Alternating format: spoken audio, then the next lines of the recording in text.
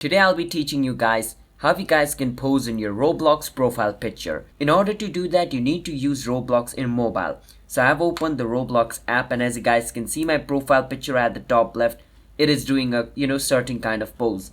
So if I want to add pose, what I need to do is click on my profile at the bottom in the middle. As you guys can see in the middle of the bottom, you can see my profile picture. Once I click on it, you can see the option called edit profile picture. Click on edit profile picture. From over here you can see different kind of pose available. Now if you have bought pose using Robux, it's going to show you more than that. Now I'm going to choose one of the pose. So let's say I'm going to choose this. Once I choose the pose, I can click on next. And on the next step at the top where it says zoom, if I zoom too much in, my pose is not going to be visible. So I need to zoom out as much as possible.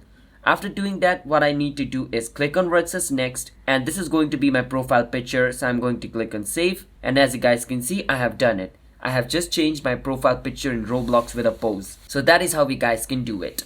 So if you guys found our video helpful, hit the subscribe to our channel one step. I'll see you guys next time.